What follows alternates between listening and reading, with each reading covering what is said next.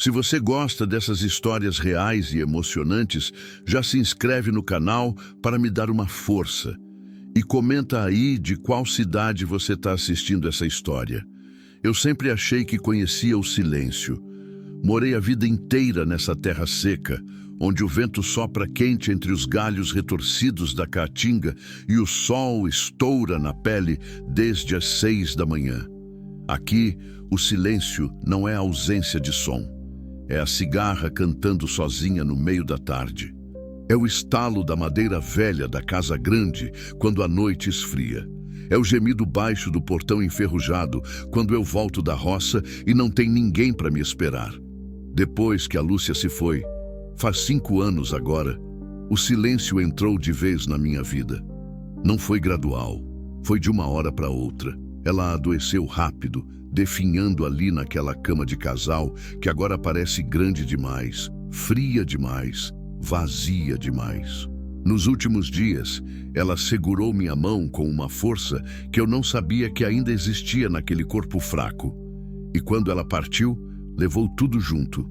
O cheiro de café fresco de manhã cedo, o barulho das panelas no fogão, a voz dela chamando meu nome da varanda. Levou até o sentido. Desde então, acordo todo dia antes do sol nascer. Preparo o café requentado de ontem, tomo sem açúcar porque não faz diferença mesmo. Olho para as fotos na parede da sala. Ela sorrindo no dia do nosso casamento.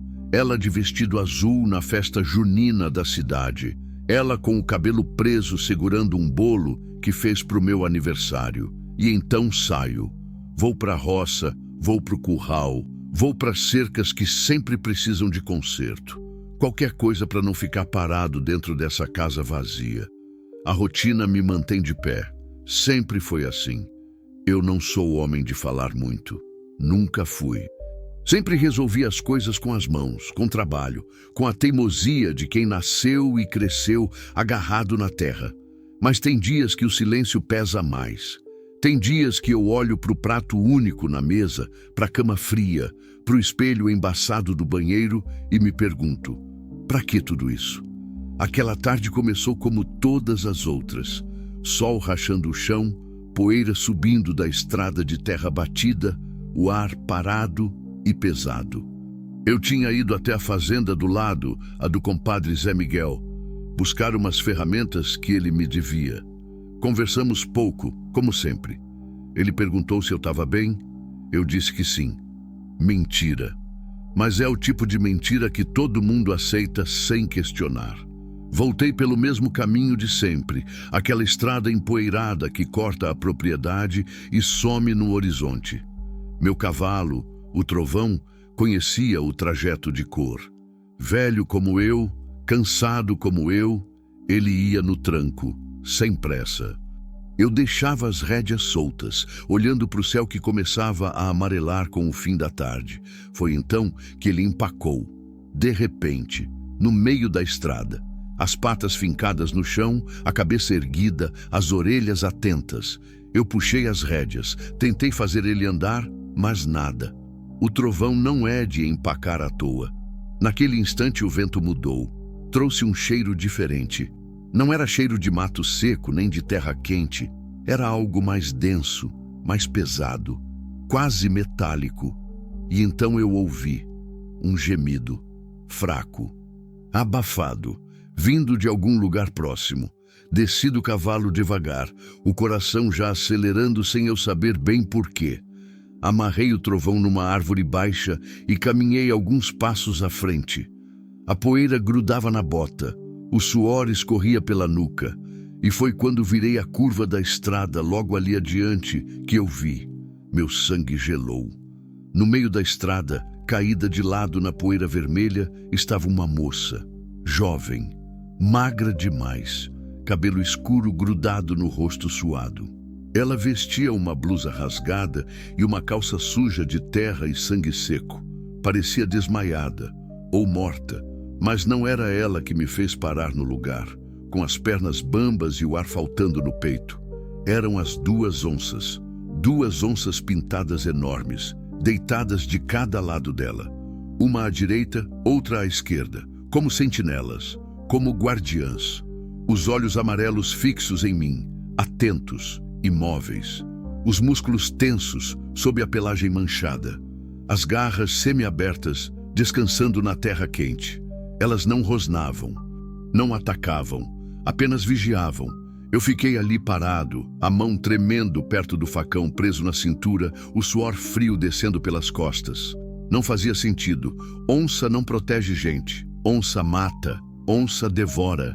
Mas aquelas duas criaturas selvagens estavam ali, quietas, como se estivessem esperando por mim. Dei um passo à frente, devagar, com cuidado. A onça da direita levantou a cabeça, os olhos me seguindo. Meu coração batia tão forte que eu achei que fosse sair pela boca. Dei mais um passo e outro. A respiração curta, presa, controlada. A moça gemeu de novo, um som fraco, dolorido, desesperado.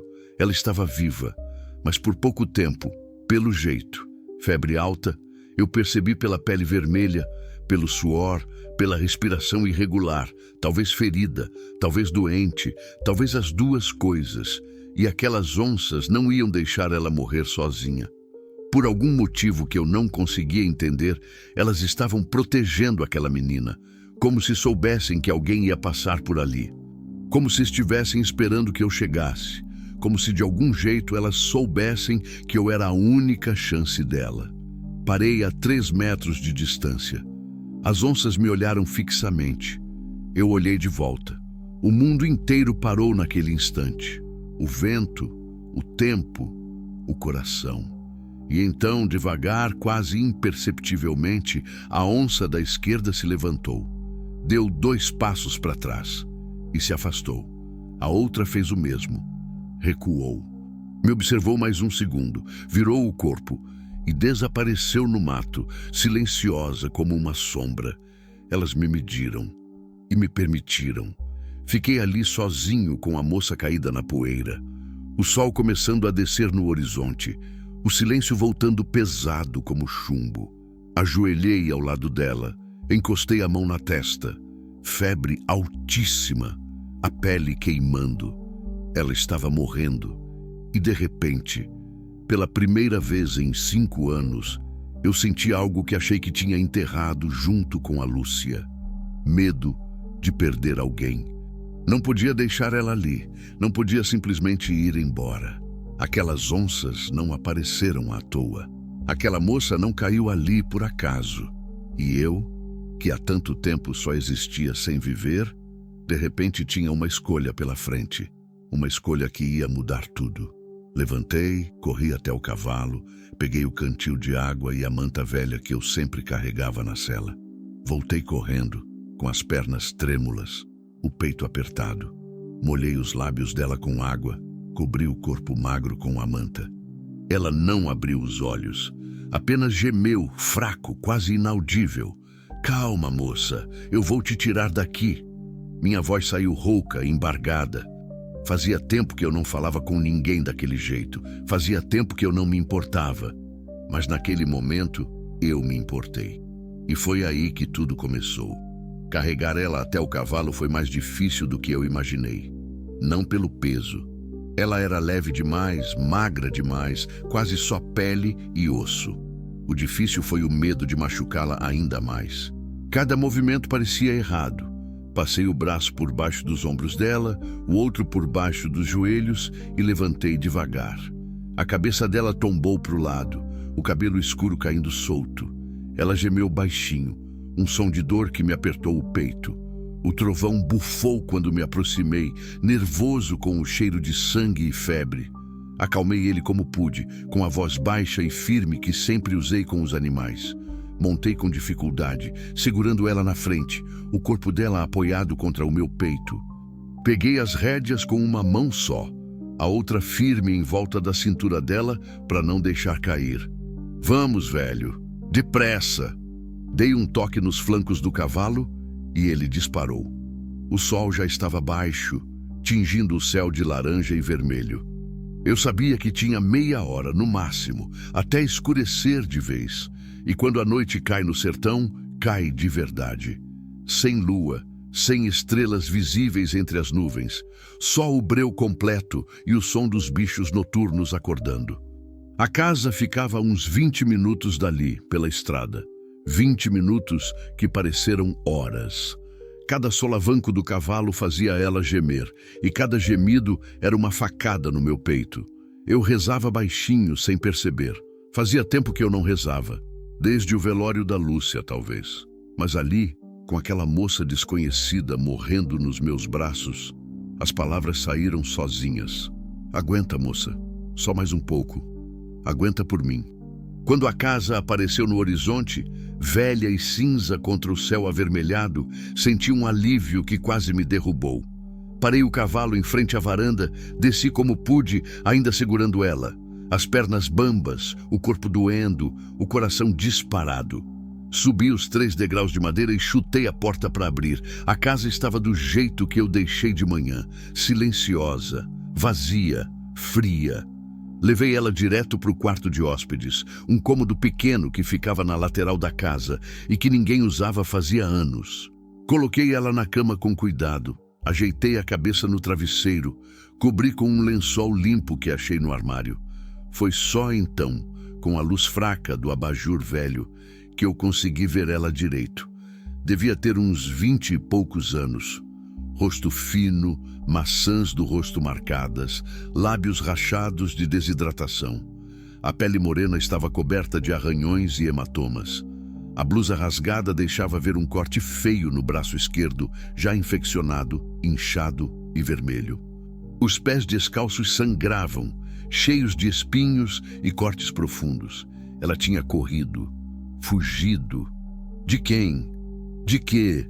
Fui até a cozinha, peguei água limpa, panos, álcool, o kit de primeiros socorros que eu guardava no armário desde sempre. Voltei para o quarto e comecei a limpar os ferimentos. As mãos tremiam. Fazia tempo que eu não cuidava de ninguém assim. Desde os últimos dias da Lúcia, quando eu dava banho nela, trocava a roupa, penteava o cabelo com cuidado para não machucar. Limpei o corte do braço, passei álcool, enfaixei. Limpei os pés, tirei os espinhos um por um com a pinça, passei pomada. Molhei os lábios dela com água de novo, coloquei compressas frias na testa para baixar a febre. E então, sentei na cadeira velha ao lado da cama e esperei. A noite caiu de vez. O silêncio voltou, mas era um silêncio diferente agora. Tinha alguém respirando naquela casa além de mim. Tinha um coração batendo além do meu. E pela primeira vez em 5 anos, eu não estava completamente sozinho. Fiquei ali horas, observando o peito dela subir e descer. A febre não baixava. Ela tremia mesmo debaixo do lençol, o rosto contorcido, a testa franzida. Delirava baixinho, palavras soltas que eu não conseguia entender. Nomes, pedidos de desculpa, súplicas para que alguém parasse. Não, por favor, não vou voltar, não vou. A voz dela era fraca, quebrada, desesperada. Eu segurei a mão dela sem pensar, apertei de leve. Ninguém vai te machucar aqui, moça. Pode descansar. Não sei se ela me ouviu, mas os dedos dela apertaram os meus de volta, tão fraco que quase não senti, e aquele gesto mínimo, me fez ficar. Não consegui sair daquele quarto. Não consegui deixar ela sozinha. Deve ter sido umas 3 da manhã, quando a febre finalmente começou a baixar. A respiração dela ficou mais regular. O corpo parou de tremer. Eu ainda estava na cadeira, meio dormindo, meio acordado, quando ouvi um som diferente. Ela estava tentando falar. Abri os olhos de uma vez, me inclinei para frente. Os lábios dela se mexiam, mas quase não saía som. Cheguei mais perto, o coração acelerado. Água. Levantei rápido, peguei o copo na mesinha de cabeceira, ajudei ela a erguer a cabeça um pouco.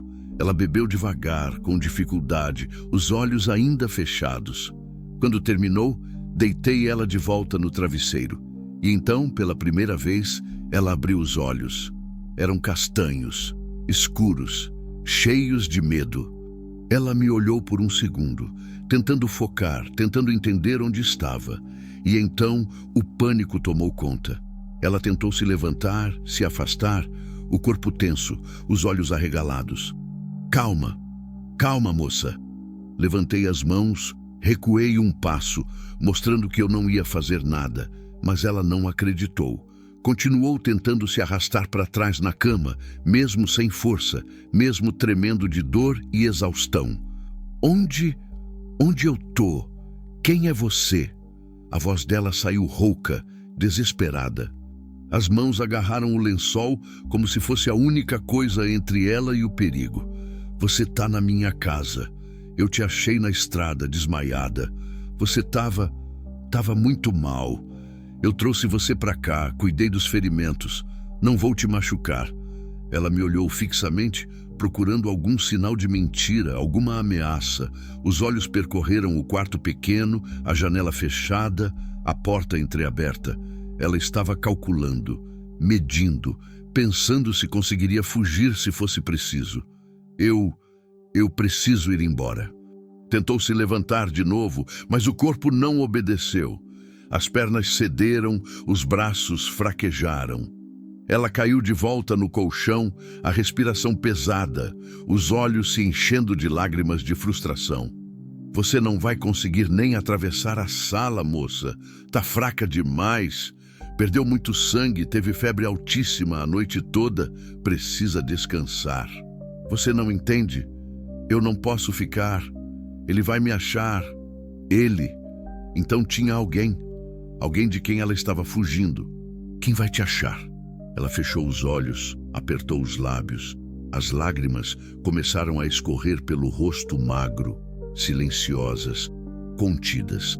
Ela não ia falar, não confiava em mim, e eu não podia culpá-la.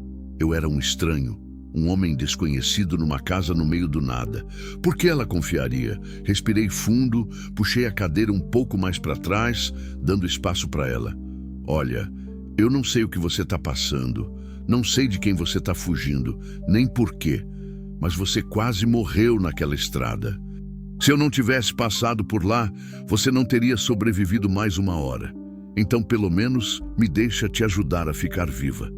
Depois, se você quiser ir embora, eu não vou te impedir.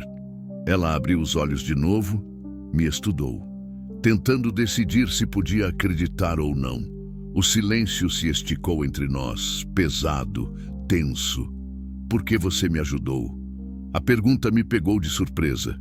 Fiquei em silêncio por um momento, procurando a resposta certa. Mas não tinha a resposta certa, só tinha a verdade. Porque eu não podia deixar você morrer ali. Simples assim, nada mais. Ela continuou me olhando por mais alguns segundos, e então, devagar, quase imperceptivelmente, assentiu.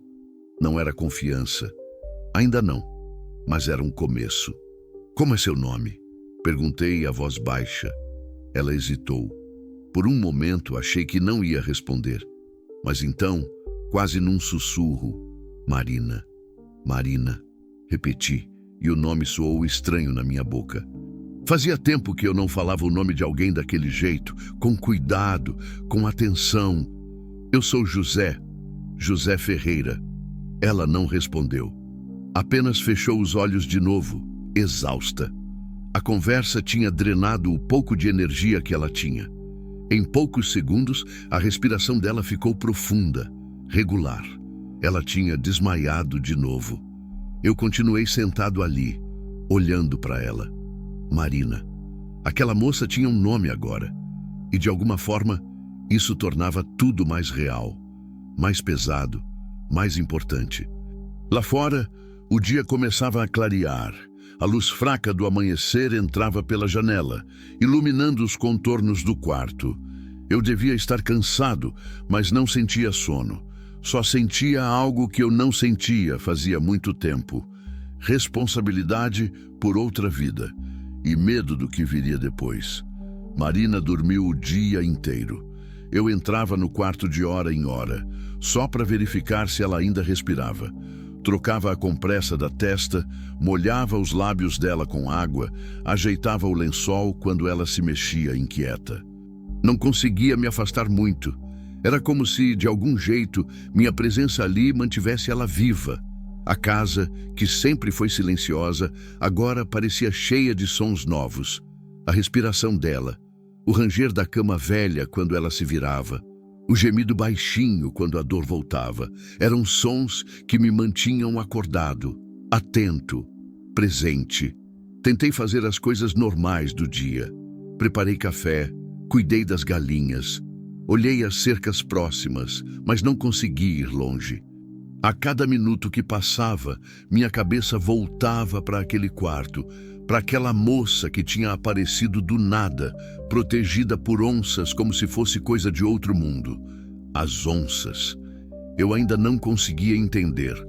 Pensei nisso o dia todo, enquanto mexia na comida que não tinha fome para comer, enquanto olhava pela janela sem ver nada de verdade. Onças não fazem aquilo.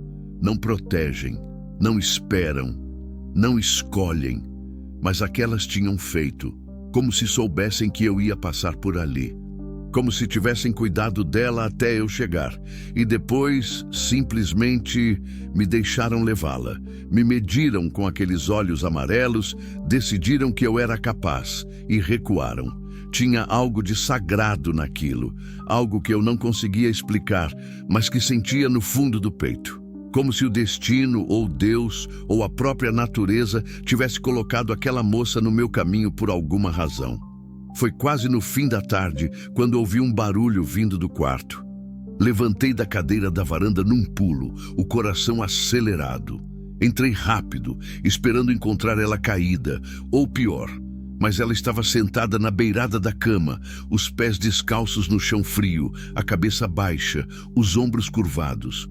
Você devia estar deitada. Minha voz saiu mais áspera do que eu queria. Ela levantou a cabeça devagar, me olhou. Os olhos ainda estavam cansados, fundos, mas tinham algo diferente agora. Menos medo, mais resignação. Eu preciso ir ao banheiro. A voz dela saiu baixa, envergonhada. Eu percebi então que ela devia estar segurando fazia horas, talvez desde que acordou de manhã. Orgulho ou medo de pedir ajuda, ou as duas coisas. Fica aí, vou te ajudar. Me aproximei devagar, ofereci o braço. Ela hesitou, mas aceitou. Os dedos dela eram finos, frios, trêmulos. Ajudei ela a se levantar e senti o peso inteiro do corpo dela se apoiar em mim. As pernas dela mal seguravam. Cada passo até o banheiro foi lento, doloroso, medido. Quando chegamos lá, ela se soltou do meu braço e se apoiou na pia. Eu consigo sozinha. Assenti e saí, fechando a porta. Fiquei ali do lado de fora, esperando caso ela precisasse. Ouvi a água correndo, o silêncio, depois passos arrastados. Quando a porta se abriu de novo, ela estava ainda mais pálida, a testa suada de esforço. Ajudei ela a voltar para o quarto, deitei ela na cama de novo. Ela fechou os olhos, respirando fundo, exausta só de ter andado alguns metros. Obrigada, ela sussurrou. Foi a primeira vez que ela disse isso. Obrigada. E por alguma razão, aquela palavra simples pesou mais do que eu esperava. Você deve estar com fome, falei. Vou fazer uma sopa. Algo leve. Ela não respondeu, mas vi o modo como ela engoliu em seco, o modo como os olhos brilharam por um segundo. Tinha fome sim, muita. Fui para a cozinha e preparei uma sopa de legumes, simples, com batata, cenoura, chuchu. O cheiro encheu a casa e percebi que fazia tempo que aquela cozinha não tinha cheiro de comida de verdade. Coloquei num prato fundo, peguei uma colher, voltei para o quarto. Ela ainda estava acordada, olhando para o teto. Quando me viu com o prato, tentou sentar sozinha, mas não conseguiu. Ajudei ela, ajeitei os travesseiros nas costas. Ofereci a colher. Eu consigo, ela disse, pegando a colher da minha mão. Mas a mão dela tremeu tanto que a sopa quase caiu. Ela insistiu, levou a colher à boca com dificuldade. Comeu devagar, cada colherada um esforço visível. Eu fiquei ali, sentado na cadeira, em silêncio, só observando. Quando ela terminou metade do prato, largou a colher exausta. Não consigo mais. Tudo bem, já foi muito bom. Peguei o prato, coloquei na mesinha. Quando voltei a olhar para ela, vi que os olhos estavam marejados. Ela mordia o lábio, tentando segurar, mas não conseguiu. As lágrimas começaram a descer, silenciosas, pesadas. Ei, comecei sem saber o que dizer. Desculpa, ela disse, a voz embargada. É que fazia muito tempo que ninguém... A voz dela sumiu. Ela cobriu o rosto com as mãos, os ombros tremendo. Não era só cansaço. Não era só dor física. Era algo mais profundo, algo que estava trancado dentro dela e agora estava saindo, sem controle. Fiquei ali, sem saber o que fazer. Não sou bom com choro. Nunca fui. Mas alguma coisa dentro de mim me fez estender a mão e tocar o ombro dela de leve, com cuidado. Tudo bem chorar, Marina. E ela chorou. Chorou como quem guardou tudo por tempo demais. Chorou até não ter mais força, até o corpo inteiro tremer de exaustão. Eu fiquei ali, a mão no ombro dela em silêncio, deixando ela esvaziar o que precisava esvaziar. Quando finalmente parou, ela limpou o rosto com as costas da mão. Respirou fundo, trêmula. Ele me batia. As palavras saíram de uma vez, cruas, duras. Ela não me olhou. Ficou encarando as próprias mãos, os dedos entrelaçados no colo. Meu marido, ex-marido. Ele dizia que eu era dele, que eu não podia sair, não podia falar com ninguém, não podia nem olhar para a janela sem permissão. Quando eu desobedecia, ele... Ela parou, engoliu em seco, as mãos apertando o lençol. Ele quebrou meu braço uma vez, disse que foi acidente. Me levou no hospital, chorou na frente dos médicos, disse que tinha sido uma queda. E eu confirmei, porque tinha medo. Medo do que ele faria se eu contasse a verdade. Senti algo pesado se instalar no meu peito. Raiva, nojo, tristeza, tudo junto. Fiquei com ele 3 anos. 3 anos achando que ia mudar, que ele ia melhorar, que era culpa minha por não ser boa o suficiente, até que uma noite ele chegou bêbado, mais violento do que nunca, e eu soube que se eu ficasse, ele ia me matar. Ela levantou o rosto, finalmente me olhou. Os olhos vermelhos, inchados, mas firmes agora. Então eu fugi, no meio da madrugada. Peguei só a roupa do corpo e corri. Corri até não conseguir mais. Atravessei mato, rio, estrada. Ele me procurou. Sei que procurou. Ouvi os gritos dele na mata, o motor do carro dele na estrada, mas eu continuei correndo. Respirei fundo, tentando processar tudo aquilo. Ela tinha fugido. Literalmente corrido pela vida, e quase tinha morrido no processo. As onças, ela continuou, a voz mais baixa agora. Eu desmaiei na beira da mata. Quando acordei, elas estavam lá. Não sei quanto tempo passou, horas talvez. Elas não me machucaram, só ficaram, como se estivessem me protegendo. Eu não entendi. Só sei que quando ouvi o barulho do seu cavalo, achei que era ele. Achei que tinha acabado tudo. Mas não era, falei, a voz saindo rouca. Era eu. Ela assentiu, os olhos ainda fixos nos meus. Por que você me ajudou, José? De verdade. Por quê? Fiquei em silêncio por um longo momento.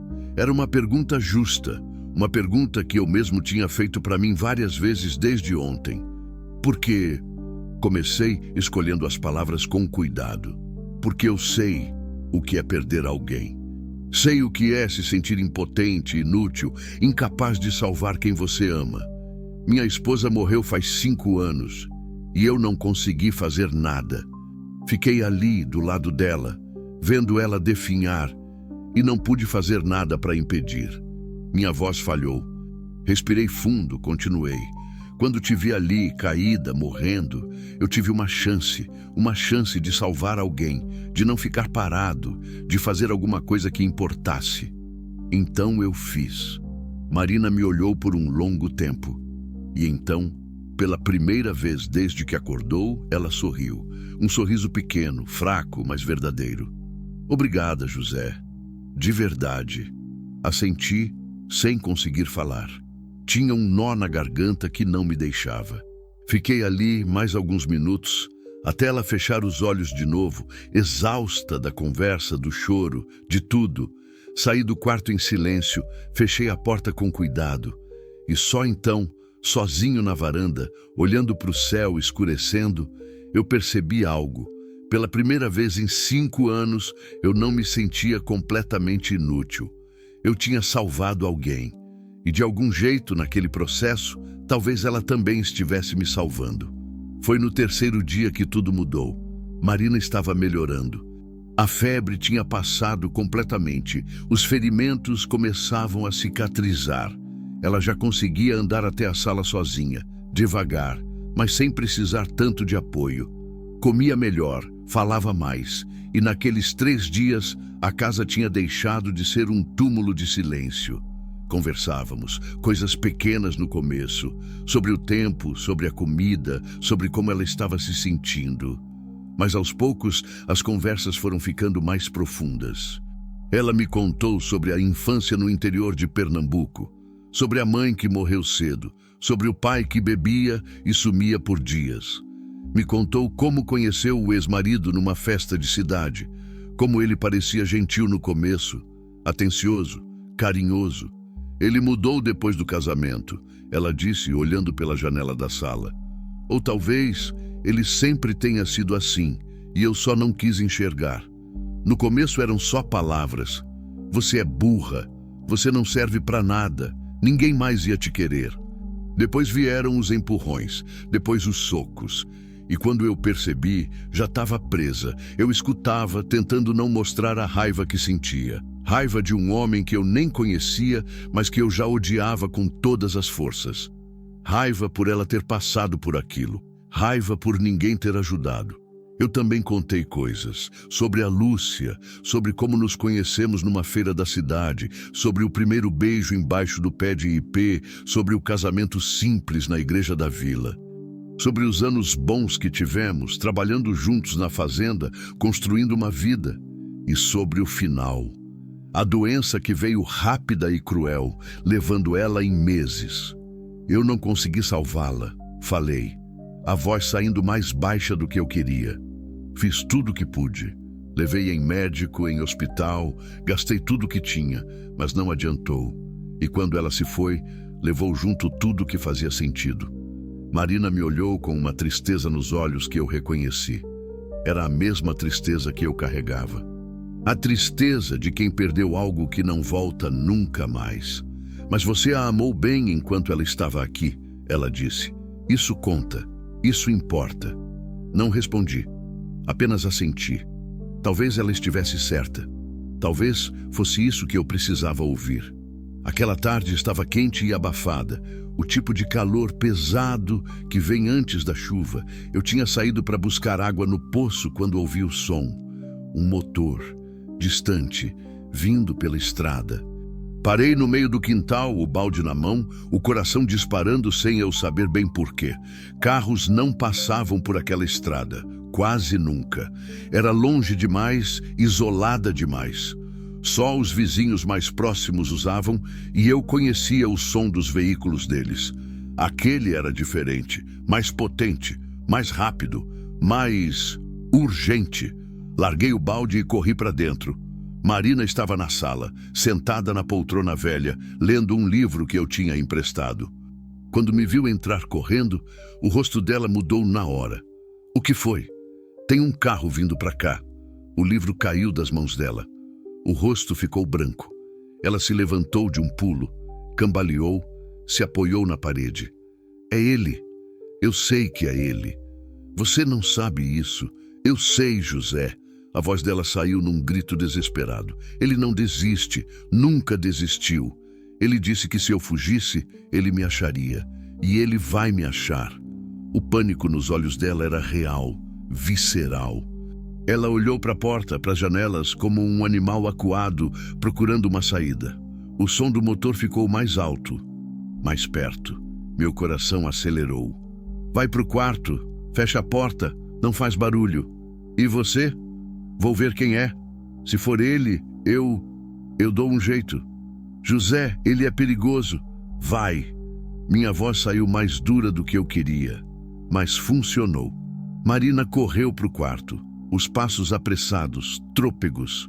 Ouvi a porta fechar, o trinco sendo girado. Respirei fundo. Peguei o rifle que ficava pendurado atrás da porta da cozinha. Não era carregado, mas ele não precisava saber disso. Voltei para a varanda, encostei o rifle na parede ao lado da porta, onde eu podia alcançar rápido se fosse preciso. O carro apareceu na curva da estrada, uma caminhonete preta levantando poeira, vindo rápido demais para uma estrada de terra. Parou em frente à casa com uma freada brusca, o motor rugindo antes de silenciar. A porta se abriu. Um homem desceu. Alto, forte, ombros largos. Devia ter uns 30 e poucos anos. Usava calça jeans, camisa social com as mangas arregaçadas, botas de couro. O rosto era duro, anguloso, com uma expressão que misturava raiva e determinação. Os olhos escuros me mediram de cima a baixo, calculando, avaliando. Esse era ele. Eu soube na hora. Boa tarde, ele disse, a voz firme, controlada. Desculpa incomodar. Não respondi. Apenas o encarei, os braços cruzados, plantado na varanda, deixando claro que ele não era bem-vindo. Tô procurando minha esposa, ele continuou, dando um passo à frente. Ela fugiu de casa faz uns dias. Tá doente, confusa. Pode ter passado por aqui. Morena, magra, cabelo comprido. Você viu alguém assim? Cada palavra que saía da boca dele era mentira. Eu sentia isso nas entranhas. A forma como ele falou. Esposa, doente, confusa. Tudo calculado para fazer ele parecer preocupado, para fazer eu entregar ela. Não vi ninguém. Menti, mantendo a voz firme. Ele estreitou os olhos, a mandíbula tensionando. Tem certeza? Porque eu sei que ela passou por essa região. Tenho informação de que alguém a viu por aqui. E eu tô dizendo que não vi ninguém. O silêncio se esticou entre nós, pesado, tenso como uma corda prestes a arrebentar. Ele me olhou fixamente, procurando algum sinal de mentira, alguma fraqueza. Eu sustentei o olhar, sem piscar, sem recuar. Posso dar uma olhada na casa? Só para ter certeza. Não. A palavra saiu seca, final. Não tinha negociação ali. Ele percebeu. A expressão dele mudou, ficou mais dura, mais perigosa. Olha aqui, velho. Eu não quero problema. Só quero minha mulher de volta. Ela não tá bem. Precisa de ajuda. Se você tá escondendo ela... Eu disse que não vi ninguém. E essa é minha propriedade. Sugiro que você vá embora. Ele deu mais um passo à frente. Instintivamente minha mão se moveu em direção ao rifle. Ele viu o movimento e parou. Os olhos dele brilharam com algo perigoso. Raiva, ódio, violência mal contida. Você está cometendo um erro. O erro é seu se não sair da minha terra agora. Ficamos ali, nos encarando, dois homens prontos para qualquer coisa. O suor escorria pela minha nuca. O coração batia descompassado. Minhas mãos tremiam levemente, mas eu não podia mostrar fraqueza. Finalmente, ele recuou. Mas o olhar que me lançou era de puro veneno. Tudo bem, vou embora. Mas eu volto. E quando voltar, vai ser diferente. Ele subiu na caminhonete, bateu a porta com força. O motor rugiu. Os pneus derraparam na terra seca, levantando uma nuvem de poeira. Ele partiu na mesma velocidade que chegou, sumindo na curva da estrada. Fiquei ali parado, as pernas bambas, o peito apertado, a respiração pesada. Só então percebi que estava tremendo. Não de medo, de adrenalina, de raiva, de algo que eu não sentia fazia muito tempo. A porta do quarto se abriu devagar. Marina apareceu, branca como um fantasma, os olhos arregalados, as mãos tremendo. Era ele? Assenti. Ela levou a mão à boca, abafando um soluço. Ele vai voltar, José. Você ouviu? Ele vai voltar e vai nos matar. Não, falei, surpreendendo a mim mesmo com a firmeza da minha voz. Não vai. porque a gente não vai estar aqui quando ele voltar. Ela me olhou, confusa, esperançosa, apavorada. O quê? A gente vai embora. Hoje mesmo. Tem uma cidade a uns 100 quilômetros daqui, do outro lado da serra. Tem delegacia, hospital, gente que pode te ajudar de verdade. A gente vai para lá. Agora. Mas e você? E a fazenda? Isso aqui não importa. Você importa. Te manter viva importa. As palavras saíram sem eu pensar. Mas no momento em que saíram, eu soube que eram verdade. Nos últimos 3 dias, aquela moça tinha deixado de ser uma estranha. Tinha se tornado alguém que eu precisava proteger. Alguém por quem eu estava disposto a abandonar tudo. Marina me olhou com lágrimas nos olhos. Mas não eram lágrimas de medo. Eram lágrimas de gratidão, de esperança, de algo que parecia alívio. Obrigada, ela sussurrou. Vai juntar suas coisas, o que você puder carregar. A gente sai em meia hora.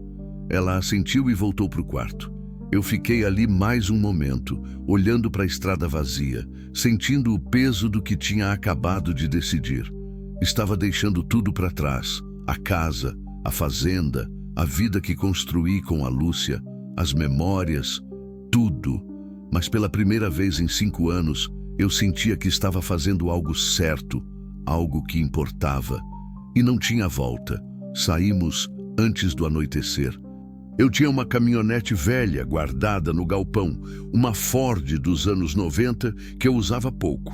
Abasteci o tanque com o diesel que tinha guardado, verifiquei os pneus, joguei uma mochila com água, comida, um cobertor e o kit de primeiros socorros na caçamba.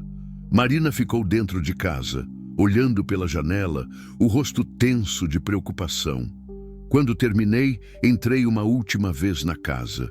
Olhei em volta, as fotos da Lúcia na parede, a mesa onde comemos juntos por tantos anos. A cadeira de balanço onde ela sentava nas tardes de domingo. Cada canto tinha uma memória, cada objeto tinha uma história. Peguei uma foto dela, a do nosso casamento. Guardei no bolso da camisa, perto do coração. Era tudo que eu podia levar. Pronta? Perguntei a Marina. Ela assentiu. Tinha vestido uma calça minha, amarrada na cintura com um cinto e uma camisa velha que ficava grande demais. Os pés ainda enfaixados dentro de um par de botas que eu achei para ela. Parecia uma criança vestida com roupa de adulto, frágil, assustada, mas determinada. Vamos! Trancamos a casa. Não que adiantasse muita coisa. Se ele voltasse, arrombaria a porta sem problema. Mas era o gesto. Era dizer adeus. Subimos na caminhonete. Marina no banco do passageiro, eu no volante. Dei a partida. O motor tossiu 2 vezes antes de pegar. Quando finalmente pegou, soltei a embreagem e saímos, levantando poeira na estrada de terra. Olhei pelo retrovisor uma última vez. A casa foi ficando pequena, distante, até sumir completamente atrás das árvores. Não sabia se voltaria. Não sabia se queria voltar. Para onde a gente vai exatamente? Marina perguntou a voz baixa. Itaberaba. É uma cidade do outro lado da serra. Tem delegacia, hospital, abrigo para mulheres. Você vai ficar segura lá. E eu vou fazer questão que ele não te ache nunca mais. Ela ficou em silêncio por um tempo. Depois, por que você está fazendo isso, José? Você mal me conhece. Podia ter me entregado para ele. Podia ter ficado na sua casa tranquilo. Mas você escolheu me ajudar. Por quê? Segurei o volante com mais força, os olhos fixos na estrada à frente. Por quê? Porque tem coisas na vida que a gente não pode deixar passar. Quando a Lúcia morreu, eu me senti inútil, impotente. Eu fiz tudo o que pude, mas não foi suficiente. E desde então, eu só existo. Não vivo. Só deixo os dias passarem. Mas quando te vi ali naquela estrada, morrendo, eu tive uma escolha. E dessa vez, eu podia fazer algo. Dessa vez, eu podia salvar alguém. Parei de falar. Tinha um nó na garganta. Marina estendeu a mão, tocou meu braço de leve. Você salvou mais do que você imagina. Não respondi. Apenas dirigi, sentindo o peso daquelas palavras. A estrada era ruim, cheia de buracos, pedras soltas, trechos de terra batida que viravam lama com qualquer chuva. Íamos devagar, a caminhonete chacoalhando, o barulho do motor enchendo o silêncio. O sol começou a descer, tingindo o céu de laranja e roxo. Foi quando começou a escurecer que eu vi as nuvens, negras, pesadas, vindo rápido do horizonte. O vento mudou, ficou úmido, carregado, raios cortaram o céu ao longe, seguidos de trovões surdos que faziam a terra tremer. "Vai chover", Marina disse, olhando pela janela. "Vai, e forte." Acelerei um pouco, tentando ganhar distância antes da tempestade pegar. Mas não adiantou. Menos de 10 minutos depois, as primeiras gotas começaram a cair. Grossas, pesadas, em segundos virou um dilúvio. A chuva batia com força no para-brisa, os limpadores mal dando conta. A estrada ficou escorregadia, traiçoeira. Eu reduzi a velocidade, tenso, segurando o volante com força. A visibilidade era quase zero. Só conseguia enxergar alguns metros à frente. "José..." A voz de Marina estava tensa. Eu sei. Calma. Mas não estava calmo. O coração batia acelerado, as mãos suavam. A estrada começou a ficar lamacenta, as rodas derrapando de vez em quando. Cada curva era um perigo, cada descida era uma aposta. E então, na descida de uma ladeira íngreme, a caminhonete começou a deslizar. Senti na hora. As rodas perderam tração. A traseira começou a girar. Tentei corrigir, virei o volante, mas era tarde demais. A caminhonete derrapou para o lado, saiu da estrada, desceu o barranco lateral em diagonal. Marina gritou. Eu segurei o volante com toda a força, tentando manter o controle, mas não tinha controle nenhum. A caminhonete chacoalhou violentamente, bateu numa pedra, girou de lado e finalmente parou com um solavanco que me jogou contra o cinto de segurança. Silêncio. Só a chuva martelando no teto de metal. "Você tá bem?" Consegui perguntar, a voz trêmula. Tô bem. E você?" "Tô. A gente precisa sair." Tentei abrir a porta. Emperrada. Forcei com o ombro. 1, 2, 3 vezes. Na terceira, abriu com um rangido. Desci, afundei na lama até o tornozelo. A chuva me encharcou em segundos. Contornei a caminhonete, abri a porta de Marina, ajudei ela a sair. Estávamos no meio do mato, alguns metros abaixo da estrada. A caminhonete estava de lado, presa entre duas árvores. Uma das rodas traseiras girava no vazio. O para-choque dianteiro amassado, mas o motor ainda funcionava. "A gente consegue tirar ela daqui?" Marina gritou por cima do barulho da chuva. Avaliei a situação. A lama, o ângulo, as árvores. Talvez, mas vai precisar de força. E tempo. Não tínhamos tempo. Ele podia estar nos seguindo, podia estar chegando, mas não tinha escolha. Ou tirávamos a caminhonete dali ou íamos a pé. E a pé, na chuva, no escuro, Marina não ia aguentar muito. "Fica dentro. Quando eu mandar, você acelera devagarinho. Eu vou empurrar. José, você não vai conseguir sozinho." "Vai!" Gritei, mais duro do que queria. Ela entrou de novo. Eu fui para a traseira, plantei os pés na lama, coloquei as mãos na carroceria. Respirei fundo. Gritei, "Agora!" O motor rugiu, as rodas giraram, lançando lama para todo lado. Eu empurrei com tudo que tinha, os músculos gritando, as costas ardendo. A caminhonete se mexeu, um pouco, só um pouco.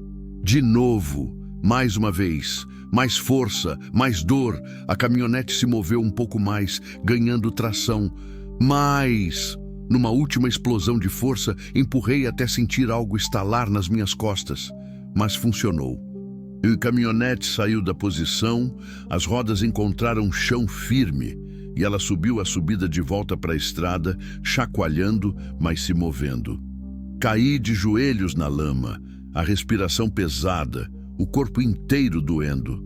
Marina parou a caminhonete na beira da estrada, desceu correndo, veio até mim. José, você tá bem? Tô. Só me dá um minuto. Ela me ajudou a levantar. Voltamos para a caminhonete encharcados, tremendo de frio, exaustos. Entrei no banco do motorista, liguei o aquecedor no máximo.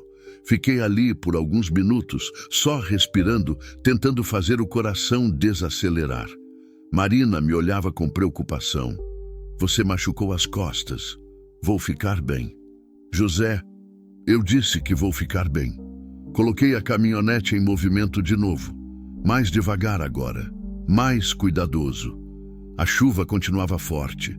A estrada continuava traiçoeira. Mas a gente continuava andando, porque parar não era opção. Dirigimos por mais 1 hora. A chuva diminuiu aos poucos, até virar uma garoa fina. A estrada melhorou um pouco, ficou mais larga, menos lamacenta.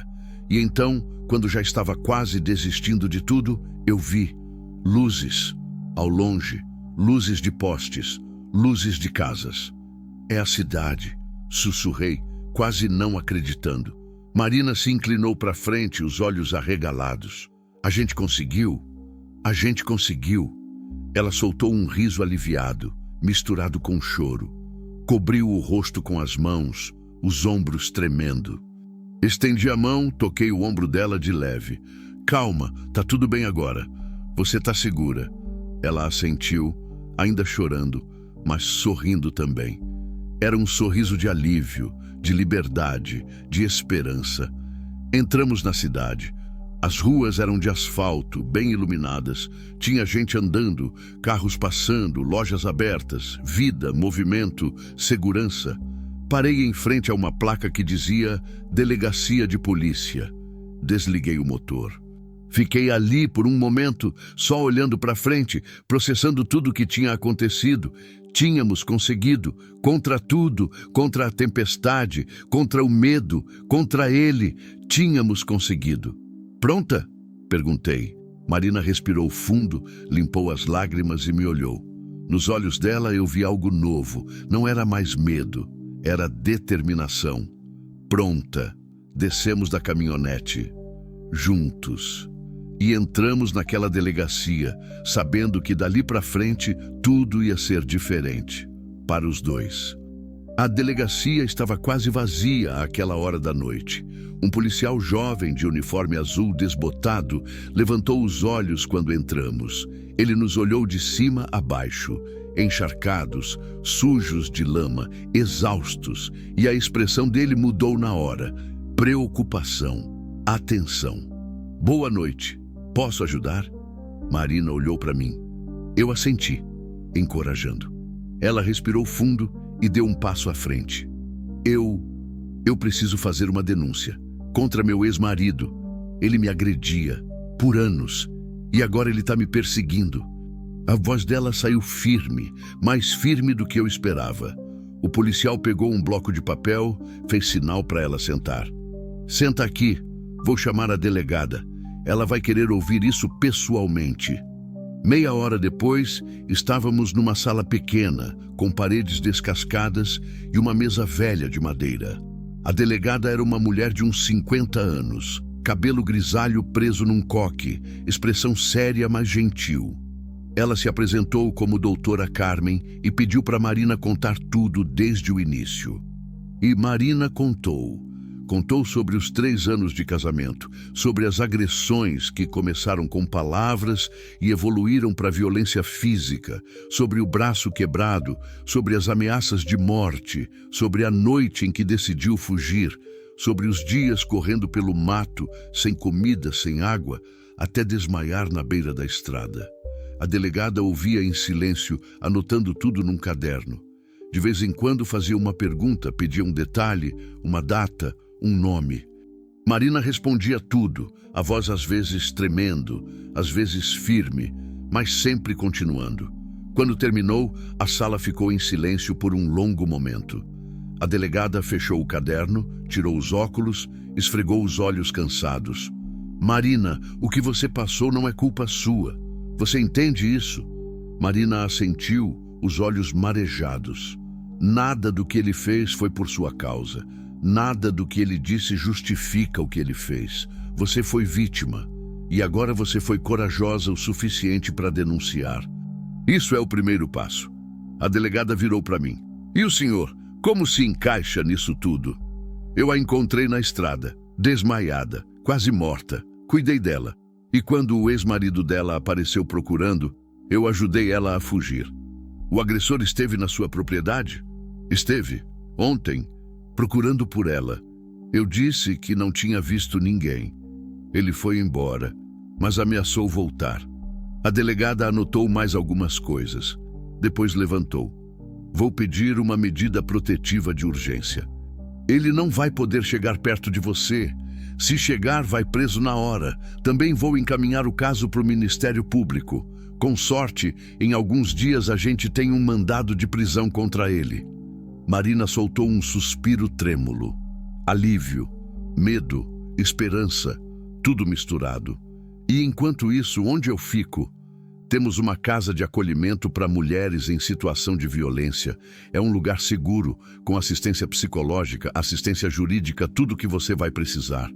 Posso te levar para lá agora mesmo. Marina olhou para mim. Nos olhos dela, eu vi gratidão e também vi despedida. Era isso. Era o fim da nossa jornada juntos. Ela ia ficar num lugar seguro, protegida, cuidada. E eu ia voltar para casa vazia, voltar para o silêncio, voltar para a vida que eu tinha antes. Só que não era mais a mesma vida. Não depois daqueles dias, não depois dela. Saímos da delegacia. A delegada foi buscar o carro. Marina e eu ficamos ali parados na calçada, sob a luz amarelada do poste, sem saber bem o que dizer. José, ela começou, a voz baixa. Eu não sei como agradecer. Você salvou minha vida. De verdade, se não fosse você, eu não estaria aqui agora. Você não precisa agradecer. Eu só fiz o que era certo. Não, você fez mais do que isso. Você me deu esperança. Me mostrou que ainda existe gente boa no mundo, que ainda existe bondade. E isso mudou tudo para mim. Senti um nó na garganta. Não conseguia falar, apenas assenti. E você salvou minha vida também, consegui dizer finalmente, do jeito que pôde. Me fez lembrar que eu ainda estou vivo, que ainda posso fazer diferença, que ainda importo. Marina deu um passo à frente e me abraçou. Foi rápido, mas intenso. Eu senti o corpo magro dela tremendo, senti as lágrimas molhando minha camisa. Retribuí o abraço com cuidado, como se ela fosse frágil demais para apertar muito. Quando se afastou, ela estava chorando, mas sorrindo também. Obrigada, José, por tudo. Cuida de você, Marina. E não esquece que você é forte, mais forte do que imagina. O carro da delegada parou ao lado. Marina entrou. Ela me olhou uma última vez pela janela, acenando. Eu acenei de volta. E então o carro partiu, sumindo na esquina. Fiquei ali parado, sozinho na calçada, sentindo o peso daquele momento. Era o fim, mas também era um começo. Voltei para a caminhonete. Sentei no banco do motorista, mas não liguei o motor. Fiquei ali, olhando para o nada, processando tudo o que tinha acontecido nos últimos dias. Tinha salvado uma vida, tinha feito algo que importava, tinha sido útil de novo. E pela primeira vez desde que a Lúcia morreu, eu não me sentia vazio por dentro. Senti algo no bolso da camisa. A foto da Lúcia.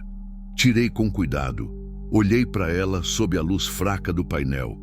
Ela sorria naquela foto. O sorriso que eu conhecia tão bem. O sorriso que iluminava meus dias. E de repente, pela primeira vez consegui olhar para aquela foto sem sentir só dor. Senti também gratidão.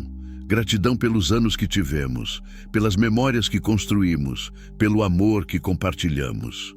Obrigado, Lúcia, sussurrei, por me ensinar a amar, por me ensinar a cuidar, por me fazer ser quem eu sou.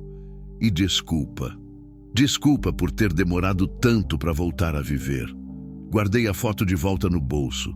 Limpei os olhos. Respirei fundo. Então liguei o motor. Tinha uma decisão a tomar: voltar para casa e continuar vivendo naquele silêncio, ou seguir em frente, buscar algo novo, algo diferente. Pensei na casa vazia, na fazenda que não tinha mais o mesmo significado, nos dias iguais se repetindo sem fim, e percebi que não queria mais aquilo, não depois de ter sentido o que era estar vivo de novo. Peguei o celular velho que eu tinha no porta-luvas, liguei. Disquei o número do compadre Zé Miguel. Ele atendeu no terceiro toque, a voz sonolenta. Alô, José, que horas são? Desculpa acordar você, compadre, mas eu preciso de um favor, um grande favor. Pode falar. Você ainda quer comprar minha fazenda? Silêncio do outro lado. Depois. Quero. Sempre quis. Mas você nunca quis vender. Agora eu quero. Pode passar lá amanhã? A gente acerta os detalhes.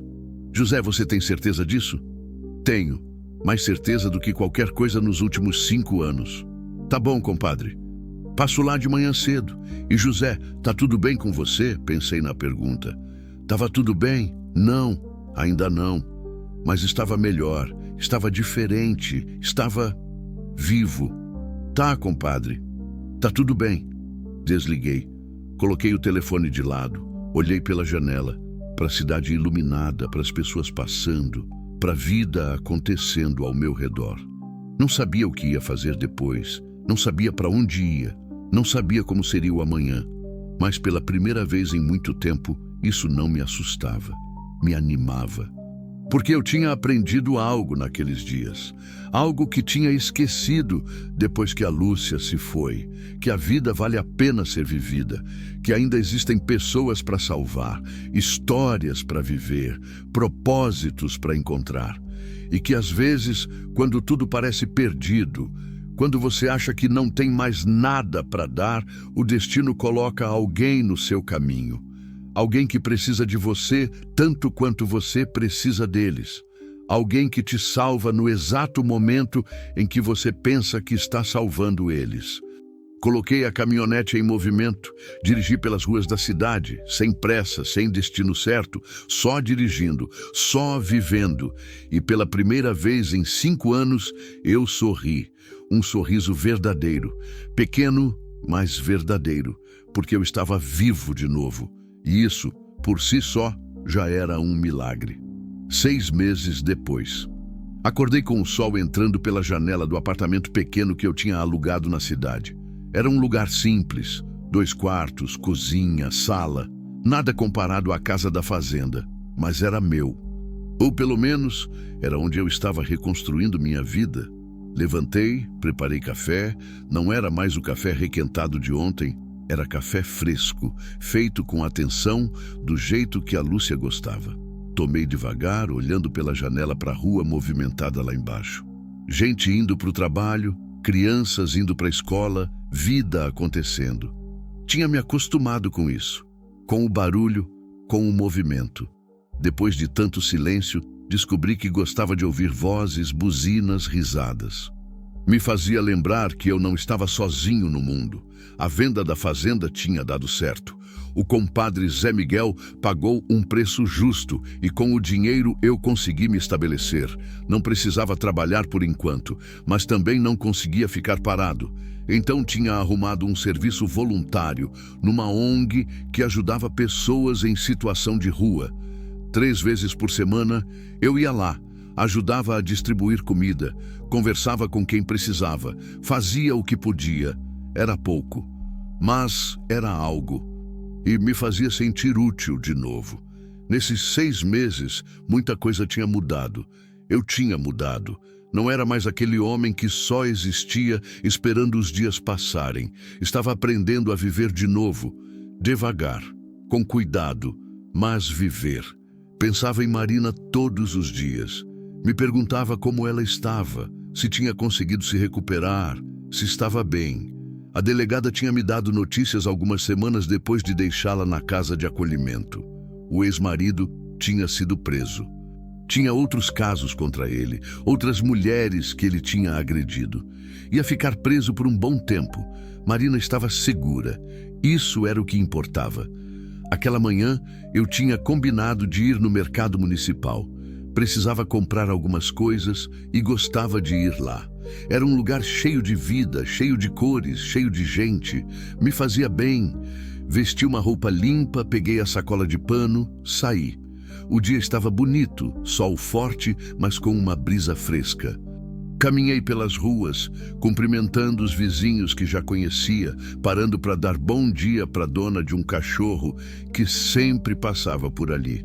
Pequenas coisas, mas que faziam diferença.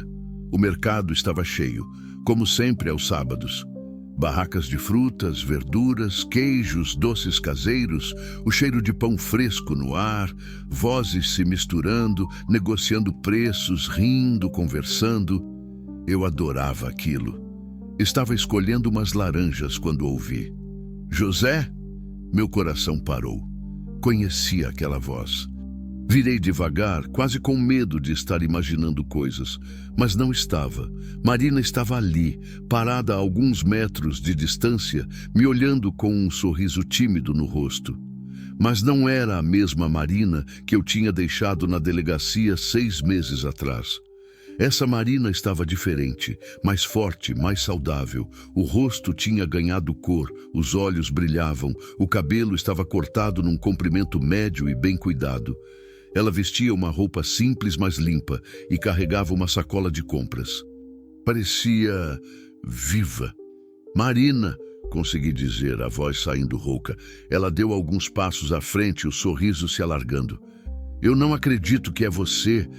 Eu pensei em te procurar tantas vezes, mas não sabia se você ainda estava por aqui, se tinha voltado para a fazenda. Eu vendi a fazenda, falei. Moro aqui agora, na cidade. O rosto dela mostrou surpresa, depois compreensão. Você está bem? Estou. E você, como você está? Ela respirou fundo, o sorriso ficando mais suave, mais genuíno. Eu tô bem, José. Tô realmente bem. Depois que você me deixou na casa de acolhimento, eu recebi muito apoio, terapia, ajuda jurídica, cursos profissionalizantes. Consegui um emprego numa padaria aqui perto. É simples, mas é meu, é honesto e eu tô gostando. Senti algo apertar no peito, orgulho, alegria, alívio. E ele, o seu ex, preso, vai ficar lá por muito tempo. A medida protetiva funcionou. Ele não pode chegar perto de mim. E mesmo que pudesse, eu não tenho mais medo dele, não do jeito que tinha antes. Ela falou com uma firmeza que me impressionou. Não era mais aquela moça assustada, fugindo, escondida. Era uma mulher que tinha enfrentado seus demônios e sobrevivido. Tem um café ali na esquina, eu disse apontando. Você tem tempo para conversar um pouco? O rosto dela se iluminou. Tenho. Claro que tenho. Fomos até o café. Sentamos numa mesinha na calçada, pedimos 2 cafés com leite e pão de queijo e conversamos. Conversamos por horas.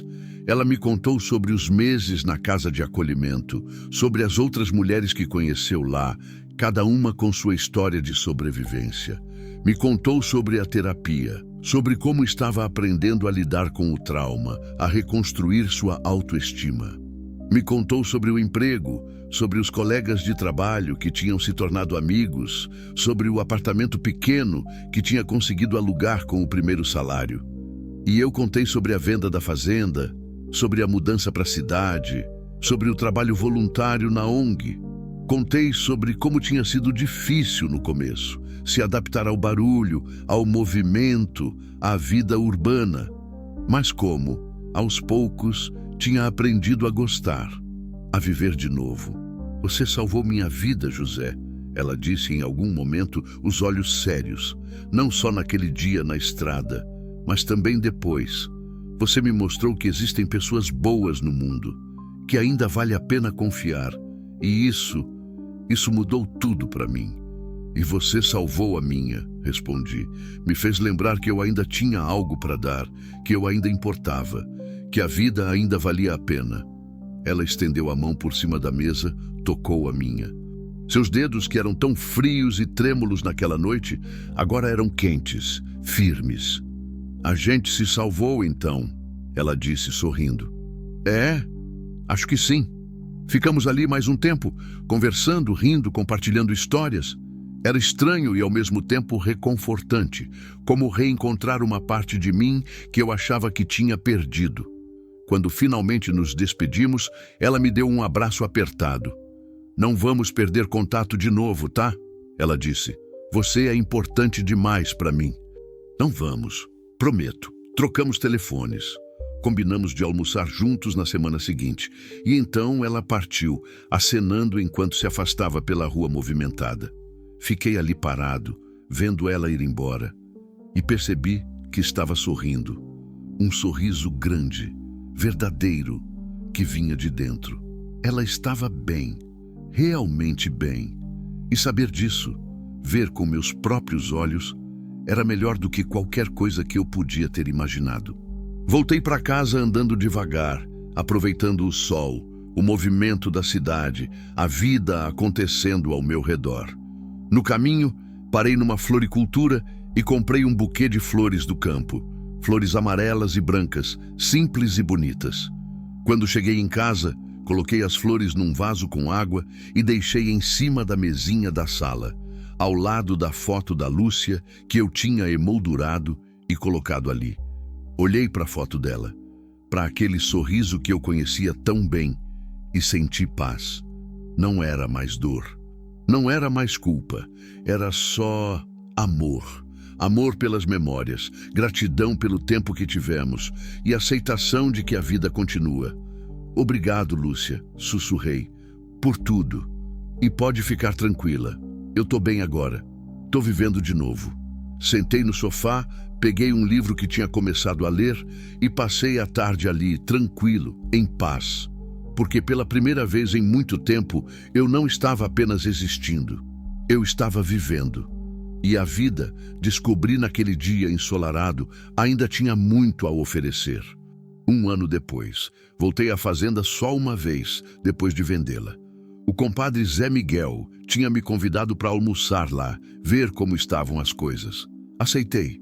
Fazia tempo que eu não voltava àquele lugar, e parte de mim precisava ver, precisava fechar aquele ciclo de verdade. Era um domingo de manhã quando peguei a estrada. A mesma estrada que eu tinha percorrido 1000 vezes. A mesma estrada onde tudo começou. Dirigi devagar, olhando a paisagem conhecida. O mato seco, as árvores retorcidas, o céu azul infinito. Nada tinha mudado por ali. E ao mesmo tempo, tudo era diferente. Quando passei pelo lugar onde tinha encontrado Marina naquela tarde, parei o carro. Desci, caminhei até a beira da estrada, até o exato ponto onde ela estava caída, protegida pelas onças. O sol batia forte, a poeira subia com o vento, o cheiro de terra seca enchia o ar. Fechei os olhos e por um momento pude ver tudo de novo. Ela ali, frágil, morrendo. As onças, majestosas, guardiãs. E eu, parado, sem entender, mas sabendo que tinha que fazer algo. Aquele encontro tinha mudado tudo. Tinha mudado ela. Tinha mudado eu. Tinha nos salvado de maneiras que a gente nem imaginava ser possível. Abri os olhos. Olhei para o mato ao redor e foi então que eu vi. Pegadas. Pegadas grandes, felinas, na terra macia da beira da estrada. Recentes. Talvez de horas atrás. Onças. Elas ainda estavam por ali. Sorri. Não sei porquê. Talvez porque de algum jeito fazia sentido. Aquelas onças tinham sido as guardiãs de Marina naquele dia. E agora, de certa forma, continuavam sendo guardiãs daquela história. Daquele lugar sagrado onde duas vidas se cruzaram e foram transformadas para sempre. Voltei para o carro e segui até a fazenda. A casa estava diferente. O compadre tinha pintado, arrumado o telhado, plantado flores na frente. Parecia mais alegre, mais viva. E isso era bom, era certo. Aquela casa merecia ser feliz de novo. Almoçamos na varanda, eu e o compadre e a família dele. Conversamos, rimos, lembramos dos velhos tempos. Ele me perguntou se eu tinha saudade. Pensei antes de responder. Tenho saudade do que foi, falei. das memórias, da Lúcia, dos anos bons, mas não tenho saudade do silêncio, do vazio, de só existir sem viver. Acho que eu precisava sair daqui para aprender a viver de novo. Ele assentiu, compreendendo. Então me contou sobre os planos para a fazenda, sobre a família crescendo, sobre os netos que brincavam no quintal. Ouvi com atenção, com alegria genuína. Aquele lugar estava em boas mãos, e eu estava em paz com isso. Quando voltei para a cidade naquela tarde, passei de novo pelo lugar do encontro. Parei outra vez, só por alguns minutos, e sussurrei para o vento, para o mato, para as onças que talvez estivessem me observando de algum lugar escondido. Obrigado, por tudo. Não sei se elas ouviram, não sei se importa, mas eu precisava dizer. Marina e eu nos encontrávamos regularmente agora, uma vez por semana, às vezes mais. Almoçávamos juntos, conversávamos, compartilhávamos as vitórias e os desafios. Ela tinha crescido tanto nesses meses. Tinha feito amigos, começado a estudar de novo, até tinha começado a namorar um rapaz da padaria onde trabalhava. Um cara bom, gentil, que a tratava com respeito. Quando ela me contou sobre o namoro, vi nos olhos dela algo que nunca tinha visto antes. Esperança, não medo, não desconfiança. Só esperança pura de que o amor podia ser bom, de que ela merecia ser feliz. E eu, por minha vez, também tinha encontrado algo novo. Não um amor romântico. Ainda não estava pronto para isso, talvez nunca estivesse. Mas tinha encontrado propósito. O trabalho na ONG tinha crescido e agora eu coordenava um projeto de ajuda a famílias em situação de vulnerabilidade. Usava a experiência da fazenda para ensinar agricultura urbana, para ajudar as pessoas a cultivarem seus próprios alimentos. Era gratificante de um jeito que eu não imaginava ser possível. A vida tinha tomado rumos que eu nunca planejei, mas eram rumos bons, rumos certos. Numa tarde de sábado, Marina apareceu no meu apartamento sem avisar. Ela bateu na porta e, quando abri, ela estava ali com um sorriso enorme no rosto e uma sacola na mão. Trouxe bolo, ela disse. Fiz eu mesma. Queria celebrar. Celebrar o quê? Faz 1 ano hoje. 1 ano desde aquele dia na estrada. Parei. Eu não tinha percebido, mas ela tinha razão. Fazia exatamente 1 ano. Entramos. Ela cortou o bolo, serviu 2 pedaços e sentamos na varanda pequena do apartamento, olhando para o movimento da rua lá embaixo. Sabe o que eu penso às vezes? Ela disse, depois de um longo silêncio. Penso que tudo aconteceu do jeito que tinha que acontecer. Todos os anos ruins, toda a dor, toda a fuga, tudo levou até aquele dia, até você. E se não tivesse sido assim, eu não estaria aqui hoje, não seria quem eu sou. E as onças? Falei. Você acha que elas sabiam? Que de algum jeito elas sabiam que eu ia passar por ali? Marina sorriu, um sorriso cheio de mistério e paz. Eu acho que sim. Acho que elas foram enviadas para me proteger até você chegar, como guardiãs, como mensageiras de algo maior. Sei que parece loucura, mas eu sinto isso no fundo do meu coração. Não é loucura, respondi. Eu sinto a mesma coisa. Ficamos ali mais um tempo, em silêncio, só saboreando o bolo e a companhia um do outro. E então ela perguntou, você é feliz agora, José?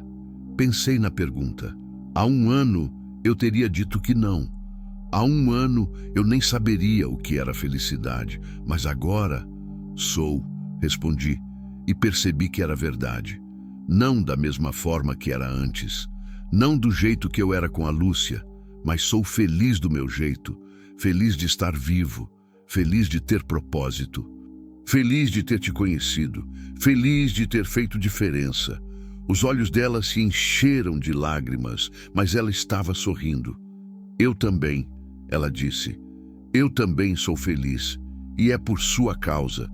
Você me salvou, José, e eu nunca vou esquecer isso. E você me salvou também, Marina, mais do que você imagina. Nos abraçamos, um abraço longo, apertado, cheio de gratidão e amor. Não o amor romântico, mas o amor de duas almas que se encontraram no momento certo, no lugar certo e se salvaram mutuamente. Quando ela foi embora naquela tarde, fiquei na varanda, observando o pôr do sol pintar o céu de laranja e roxo.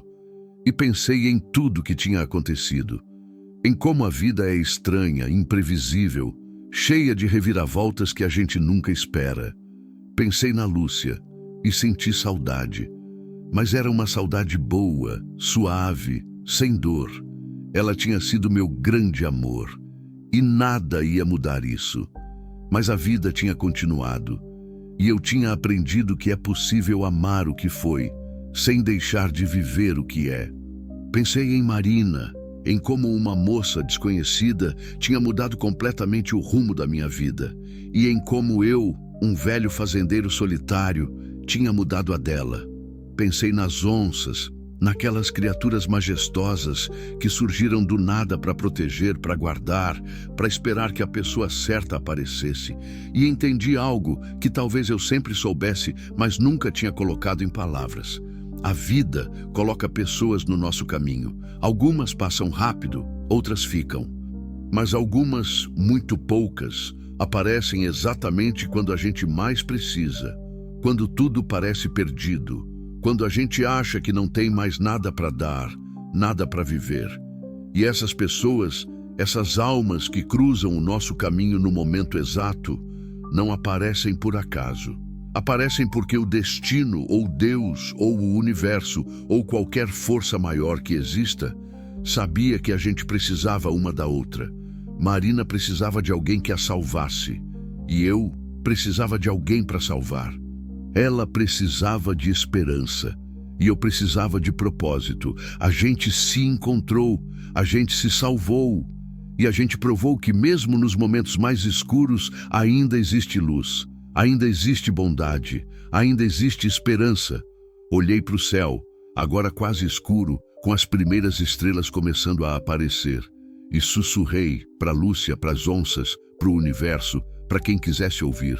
Obrigado por tudo, pela dor, pela perda, pelo encontro, pela salvação. Obrigado por me ensinar que a vida, mesmo quando dói, sempre vale a pena ser vivida. O vento passou suave, trazendo o cheiro de chuva que viria mais tarde. Fechei os olhos, respirei fundo e senti algo que não sentia fazia muito tempo. Paz completa. Porque eu tinha aprendido a lição mais importante de todas. Que não importa o quanto a gente perde, o quanto a gente sofre, o quanto a gente acha que acabou. Sempre há uma chance, sempre há um recomeço. Sempre há alguém que precisa de nós tanto quanto nós precisamos deles. E quando esse encontro acontece, quando duas almas perdidas se encontram e se salvam mutuamente, aí sim a gente entende o verdadeiro significado da vida. Não é sobre ser feliz o tempo todo. Não é sobre não sofrer, não perder, não sentir dor. É sobre encontrar propósito no meio do caos. É sobre estender a mão quando alguém está caindo. É sobre aceitar a mão estendida quando a gente é quem está caindo. É sobre empatia, sobre compaixão, sobre amor. Não só o amor romântico, mas o amor humano, genuíno, que nos conecta a todos. É sobre ser as onças na vida de alguém, proteger quem precisa até a pessoa certa chegar, ou ser a pessoa certa que chega no momento exato. E é sobre saber no fundo do coração que tudo tem um propósito. Até a dor, até a perda, até o encontro mais improvável na beira de uma estrada empoeirada no meio do nada. Entrei no apartamento, fechei a porta e olhei ao redor. As paredes simples, os móveis modestos, a foto da Lúcia na estante, meu lar, meu recomeço. Sorri, porque eu estava vivo, realmente vivo. E pela primeira vez em muito tempo, eu não tinha medo do amanhã. Tinha esperança. E isso descobri naquele dia, naquela estrada, e confirmei em cada dia desde então. É tudo que a gente precisa. Esperança, empatia. e a coragem de estender a mão quando alguém precisa, porque no final é isso que fica. Não as posses, não os planos, não os lugares. Fica o que a gente fez pelas pessoas. Fica o amor que a gente deu. Fica a diferença que a gente fez. E isso, no fim das contas, é tudo que importa.